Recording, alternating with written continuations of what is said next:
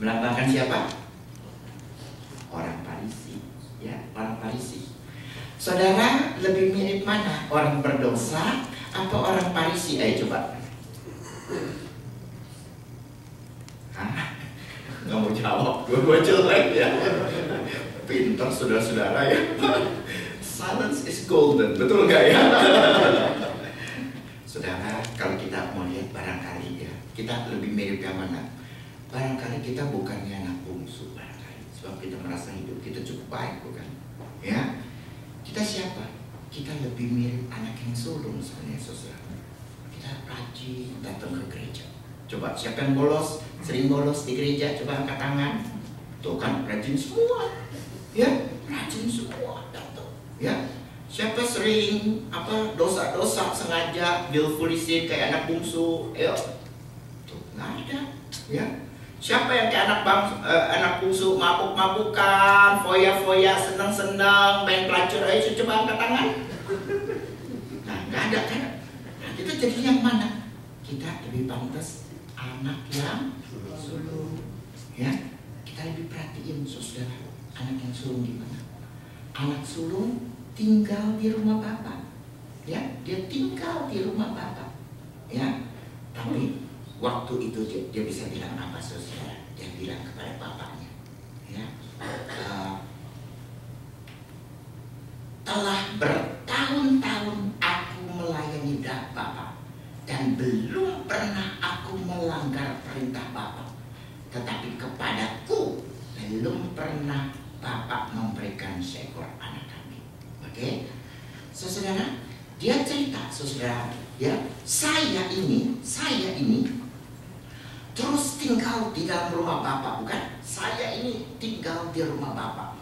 Tetapi dia bilang, aku bekerja, ya, aku bekerja. Di dalam bahasa Indonesia, saudara-saudara, saya rasa terjemahan tidak begitu bagus, ya. Telah bertahun-tahun aku melayani bapak, ayat 29 itu, ya. Ada yang punya bahasa Inggris? Bisa tolong baca buat saya ayat 29. Ada yang punya bahasa Inggris? Udah jalan semua ke sono ya. Yang Inggris ada? Silakan tolong. But he answered his father, "Look, all these years I've been slaving for you and never disobey your orders." Oke, I've been slaving.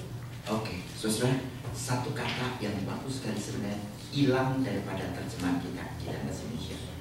Bahasa Indonesia berkata, saya kerja bertahun-tahun, begitu kan? Itu Alkitabnya Alkitab apa? New International Version. Oke, New International Version, saudara. Dia pakai terjemahan, saya rasa lebih dekat kepada bahasa aslinya. I've been slaving. Ya? I've been slaving. Artinya apa, saudara? Saya ini bertahun-tahun bekerja sebagai budak. Ya, ada satu terjemahan lain dan terjemahan gini. I have been working like a slave for you. I've been working like a slave for you. Saya bekerja bertahun-tahun seperti seorang budak, sebagai seorang hamba. Saya bertahun-tahun bekerja. Sudah perhatikan, anak bungsu tinggal di mana? Tinggal di rumah. Tapi tinggal di rumah sebagai apa? As a son? No. He lived in his father's house like a slave. Dia hidup seperti seorang budak. Dia tidak hidup seperti seorang anak. Dan dia bekerja sesuai. Dan dia bilang, saya bekerja seperti seorang budak. I've been slaving. I've been working like a slave for you. Nah, saudara, tinggal di rumah Bapak. But you are a slave. You are not a son. Bisa dewasa? Tidak. Tidak. Karena apa? You are in your father's house. But you live like a slave. Mari kita lihat, saudara, bagaimana kita tinggal di rumah Bapa, tapi we've been working like a slave. Saudara, sederhana aja. Doa mestinya sesuatu yang indah. Siapa yang ikut persekutuan doa? Nih, ayo angkat tangan. 3, 4, 5, 5,5. 5,5 kalau angkatnya begini kan 5,5. Supaya ikut sudah enggak tadi ya. Mesti begini dong, gitu kan? Ya 5,5 itu kan. Yang lain kemana? Sibuk. Ya. Jangan ditanya ya. Tentu nggak mau angkat tangan. Yang malas ke gereja, malas doa pasti malas angkat tangan dong. Ya. Doa aja malas apalagi angkat tangan. Ya, begini aja saudara. Apakah doa menjadi sesuatu yang waktu yang kita tunggu-tunggu, waktu yang menyenangkan, atau doa kamu rasa menjadi beban?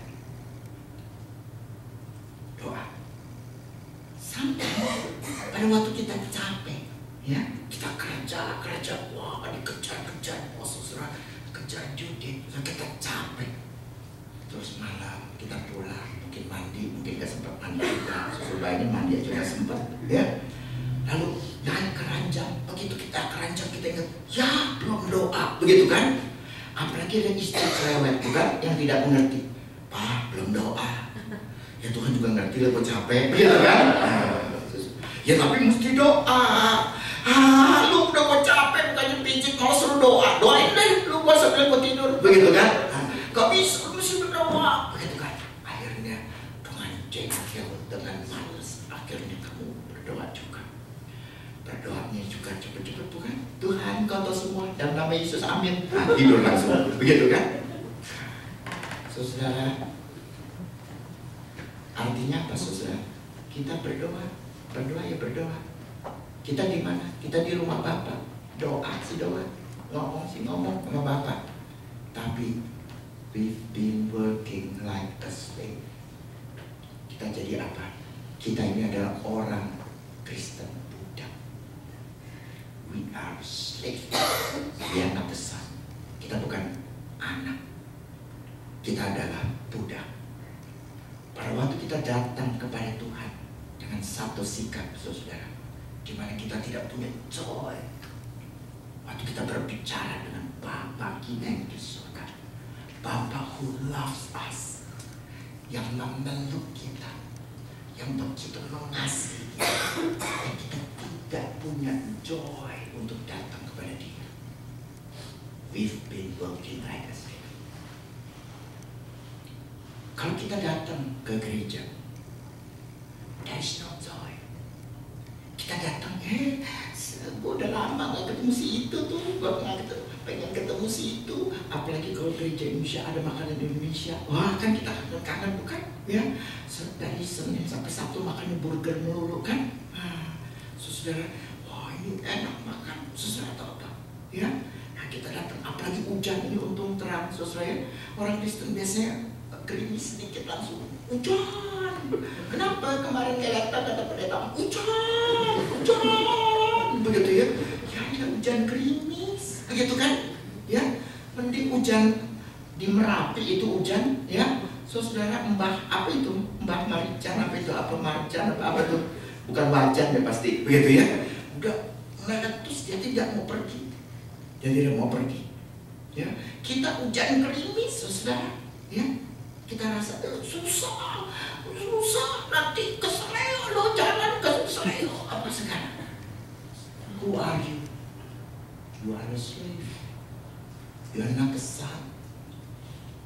Kita datang ke gereja, we don't have the joy to come to God's presence.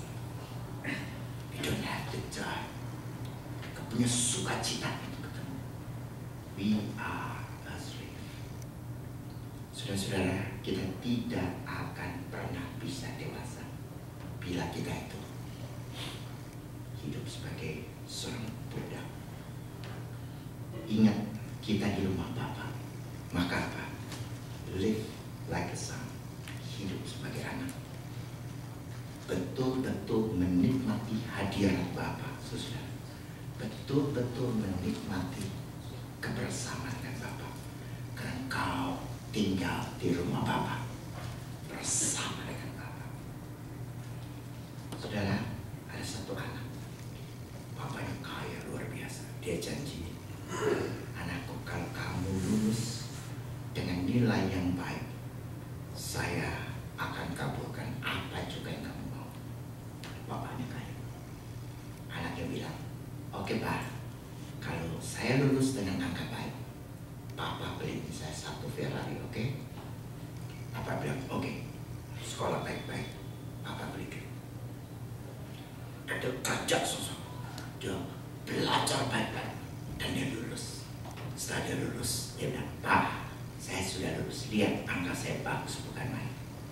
Sekarang tepati janji. Lalu kemudian saudara, papanya bilang, oke, saya senang sekali anakku. Ini Alkitab, ini saya berikan kepada kamu untuk kelulusan kamu. Wah, menjadi marah luar biasa. Papanya janji Ferrari, sekarang malah kasih Alkitab, bukan? Habis itu saudara, dia sudah lulus, bukan college, saudara, dengan angka sangat bagus. Papanya cuma kasih Alkitab. Dia janji mau kasih Ferrari, dia kasih Alkitab. Dia lempar itu Alkitab, saudara, di kamar. Lalu kemudian dia pergi, dan dia tidak mau balik lagi ke rumah, karena dia rasa papanya membohongi dia selama bertahun-tahun. Selama bertahun-tahun dia tidak pernah mau balik, dia tidak pernah mau pulang. Nah, saudara-saudara, sampai akhirnya kemudian papanya meninggal. Papanya meninggal, saudara. Lalu dari keluarga ada yang mencoba cari dan ketemu. Dan papa lalu meninggal, coba pulang. Lalu dia pulang, saudara. Setidak-tidaknya dia ingat masa lalu, bukan?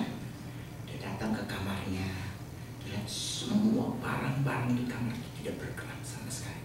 Artinya papanya keep dia punya kamar untuk menjadi ingatan buat dia, kan? Dan Alkitab yang diberikan oleh papanya yang dia lempar, saudara, itu masih tetap ada di tempat di mana dia lempar. Nah, saudara, akhirnya kemudian dia datang, dia ambil Alkitab itu, dia buka, saudara. Ada satu lembar kertas yang ditulisin oleh papanya. Dia bilang, anakku, aku sayang sekali sama kamu, dan kamu sudah lulus dengan baik, ya. Lalu dia bilang, Papa akan ceritakan apa yang Papa alami. Seperti kamu udah tahu dulu, keluarga kita tuh miskin luar biasa. Tapi apa yang menjadi kekuatan, tapi apa yang menjadi pokok daripada semua sukses Papa ini adalah firman Tuhan yang sekarang saya berikan kepada kamu. Alkitab itu adalah kunci kesuksesan daripada Papa. Nah, saudara, dan aku mau kalau supaya kamu bisa sukses, kamu juga mengikuti apa yang Papa alami. Pelajarilah firman Tuhan dan hidupmu akan sukses. Dan saudara, habis itu dia buka lagi, di belakang ada satu buah amplop, ya. Waktu dia buka amplop itu, di dalam ada satu lembar cek seharga untuk beli satu Ferrari. Dan dia selama ini, saudara, sudah menghabiskan waktu. Dia pergi, dia benci bapaknya, dia tinggal, dan dia kerja, tapi dia tidak sukses.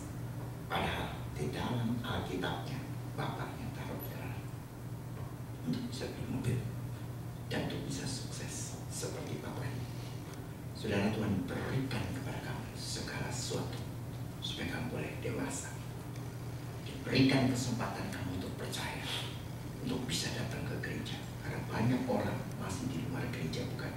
Tuhan berikan kesempatan kamu untuk datang ke gereja. Tapi barangkali you live like a slave. You live not like a son. Membiarkan berkat-berkat itu, saudara, akhirnya tidak terpakai karena kamu tidak hidup bersama dengan Bapa, bukan? If you want to be mature, if you want to grow, kalau saudara mau dewasa, start, mulai hidup seperti anak Bapa. Jangan hidup seperti budak. Mari kita tunduk kepala.